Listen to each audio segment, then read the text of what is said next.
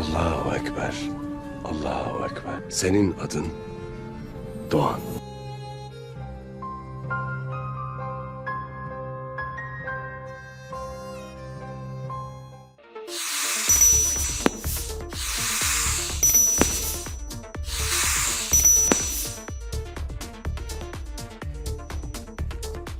बिस्मिल्लाहिर्रहमानिर्रहीम। अस्सलाम वालेकुम नाज़रीन। पिछली किस्त के आखिर में आपने देखा कि सुल्तान तमाम तुर्क कबाइल के सरदारान को कहते हैं कि कराचेसर किले को फतह करने के बाद मैं इन जमीनों का मुकम्मल इख्तियार अर्तुगरुल बे के हवाले कर दूंगा। जबकि इस किस्त के आगाज में सुल्तान उनसे कहते हैं कि मेरी फौज भी आपकी मदद करेगी किला फतह करने के लिए। जब तक आप सब मुत्तहिद हैं हमें दोनों जहान में कोई ज़ेर नहीं कर सकता इंशाअल्लाह। ये सुनकर एक सरदार कहता है शुक्र है अल्लाह करीम का कि हम आपकी सरबराही में फतह का मजा चखेंगे। फिर सब सरदार कहते हैं जैसे आपका हुक्म सुल्तान, हम फतह की खातिर लड़ने के लिए तैयार हैं। जिसके बाद सुल्तान खड़े होकर कहते हैं जिरगा खत्म होता है, अब जाकर अपनी तलवारें तेज कर लो। फिर सब हमारी रियासत जिंदाबाद, सुल्तान जिंदाबाद के नारे लगाने लगते हैं और सुल्तान वहाँ से तशरीफ ले जाते हैं। उधर कराचेसर किले में कैटरीना अपने शहंशाह को मकतूब लिख रही होती है कि मेरी कोख में अजीम कमांडर वेसिलियस का बच्चा मौजूद है। इसके बाप का इंतकाम और इन जमीनों की तुर्कों से हिफाजत के लिए मैं अपने खून के आखिरी कतरे तक लड़कर अपनी जिंदगी वक्फ करना चाहती हूँ। मेरी ख्वाहिश है कि मुझे मेरे बाप के छोड़े हुए हकूक जिन पे मेरा हक है मुझे वापस दिए जाएं, ताकि मैं इस किले का दिफा कर सकूं जो मेरे बाबा खुद बनाकर गए थे। कैटरीना आपकी पैरोकार आपकी इज्जत के साथ खिदमत करने की ख्वाहिशमंद है। मकतूब लिखने के बाद वो उस पे मोहर लगा के फिर खड़ी होकर खुद से कहती है मैं हमारे बच्चे को बिल्कुल तुम्हारी तरह परवान चढ़ाऊंगी और हाल खुदा तुम्हें सुकून अता फरमाए। उधर हल्ली बाजार में वेसिलियस की लाश को लटका दिया जाता है। इतने में सुल्तान भी अर्तुगरुल के हमरा वहाँ आ जाते हैं। जबकि किले से वेसिलियस की लाश लेने वहाँ स्लेबी सिपाही आकर अर्तुगरुल को कहते हैं कि हम अपने गवर्नर वेसिलियस की लाश लेने के लिए आए हैं अर्तुगरुल बे। ये सुनकर अर्तुगरुल कहता है बिल्कुल, तुम लोग हक रखते हो अपने गवर्नर को इज्जत से दफनाने का। फिर स्लेबी सिपाही आगे बढ़कर लाश को खोलने लगते हैं। सुल्तान अर्तुगरुल से मुखातिब होकर तारीफ करते हुए कहते हैं कि एक बेहतरीन सरदार अपने दुश्मन की भी इज्जत करता है और खुदा पाक ने आपको इस नेमत से नवाजा है अर्तुगरुल बे। अब अर्तुग बे को अपना कासिद बनाकर कराचेसर किले भेजें और उनके आने तक मैं अच्छी खबर का इंतजार करूंगा। जिसे सुनकर अर्तुगरुल अपने साथियों के हमरा वहाँ से कबीले की जानिब रवाना हो जाते हैं। फिर स्लेबी सिपाही वेसिलियस की लाश उठाकर किले की तरफ चल पड़ते हैं। उधर कराचेसर किले में निकोलस ने तमाम कमांडर को कैटरीना के कहने पर इकट्ठा किया होता है। जबकि तमाम कमांडर कैटरीना की मौजूदगी पे एतराज करते हैं। निकोलस उन्हें बताता है क्योंकि हम सबसे ज्यादा वो तुर्कों को जानती है, हम हालत जंग में हैं, इसलिए उसका मशवरा हमारे लिए मुफीद हो सकता है। फिर कैटरीना कहती है उन्हें हम एक दूसरे का दुश्मन बना देंगे, यहाँ आने से पहले ही वो एक दूसरे के दस्तों गिरबान होकर खत्म हो जाएंगे। इस तरह हमारे एक सिपाही की भी जान जाया नहीं होगी और हमारा किला महफूज रहेगा। उधर कई कबीले में अर्तुगरुल हलीमा से मिलकर अपने बच्चे गुंदुस से प्यार करता है। फिर अर्तुगरुल हकीम अर्तुग को बुलाकर उन्हें कहता है कि आप एक मकतूब लेकर कराचेसर किले जाके उन्हें बताओ कि सुल्तान के आगे हथियार डाल दें, वरना तुम सब में से किसी को भी हमारे सुल्तान जिंदा नहीं छोड़ेंगे।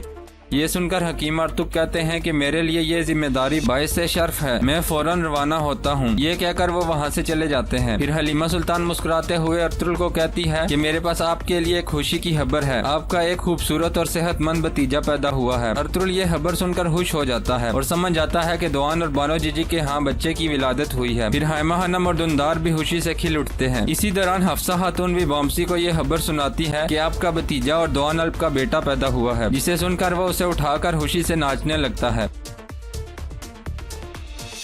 फिर वह सिपाहियों के हेमे में जाकर उन्हें यह खुशखबरी सुनाता है, जिसे सुनकर सब सिपाही खुश होकर पुरजोशी से एक दूसरे के साथ गले मिलते हैं। तुर्गतल बॉम्सी को कहता है अब तुम्हारी बारी है, जल्द ही हमें कोई अच्छी खबर सुनाओ। बॉम्सी कहता है अब तुम सबको चाहिए कि अपनी अपनी शादियों के बारे में सोचो। उधर कराचेसर किले में सफे मातम बिछा होता है और किले के सहन में तमाम सिपाही खड़े होते हैं कि इतने में वेसिलियस की लाश को अंदर से उठाकर लाया जाता है।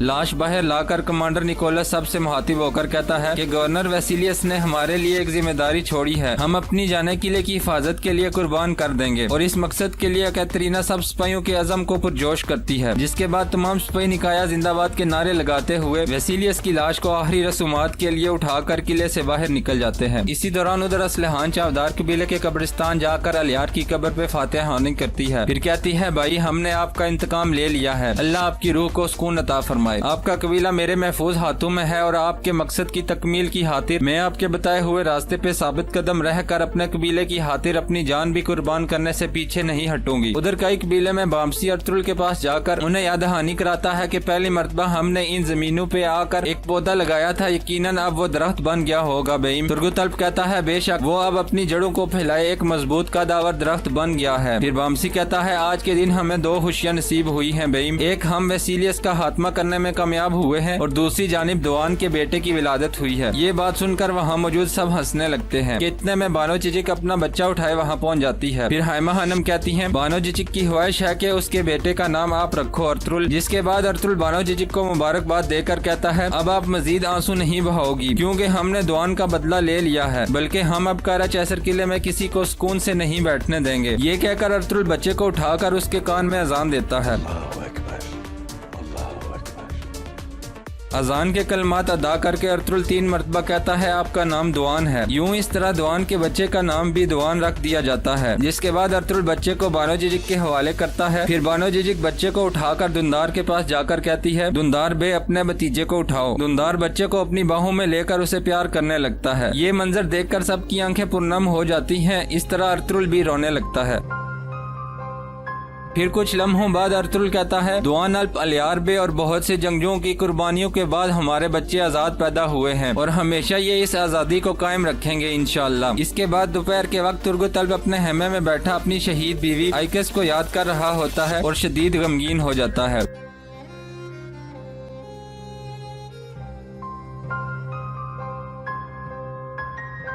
कि इतने में अर्तुल उधर आता है। तुर्गुतल्ब एहतरामन खड़ा हो जाता है और कहता है, अर्तुल बे आए मिलकर खाना खाते हैं। इस तरह फिर वो मिलकर दोनों खाना खाने लगते हैं। अर्तुल तुर्गुत का चेहरा देखकर कहता है, मैं खूब जानता हूँ आप आइकस को याद करके तड़प उठते हो तुर्गुत, लेकिन जरा सोचो कि वो आपको इस हालत में देखकर कितनी बेचैन होती होगी। ये सुनकर तुर्गुतल्ब कहता है, मुझे तन्हा रहना अच्छा लगता है बेईम। अब मेरी बस एक ही ख्वाहिश है कि मैं जब तक जिंदा हूँ अपने मकसद की खातिर लड़ता रहूँ। अर्तुल बताता है कि हर मर्द को एक औरत की जरूरत होती है जो उसका सहारा बन सके, फिर एक बच्चे की जो उनके घर उम्मीद बनकर आता है। तुर्गुत कहता है, मैं जानता हूँ अर्तुल बे, लेकिन मेरा दिल अब एक सहरा की मानित हो गया है। फिर अर्तुल कहता है, वक्त आ गया है इस सहरा में दरख्त लगाने का, इसीलिए मेरी ख्वाहिश है कि अब आप शादी कर लो। ये अल्फाज सुनकर तुर्गुतल्ब एक सोच में गुम हो जाता है। जबकि उधर चावदार कबीले के मरकजी हेमे में असलहान अलियार की तलवार निकाल कर कहती है, हर जंग में मर्द मुजाहिद की तरह लड़कर फतेहयाब होने वाले मेरे भाई, अब मैं कठिन जंगों के लिए अकेली रह गई हूँ और नहीं जानती कि कौन सी जंग आसान होगी। और यहाँ इस किस्त का इख्तिताम हो जाता है।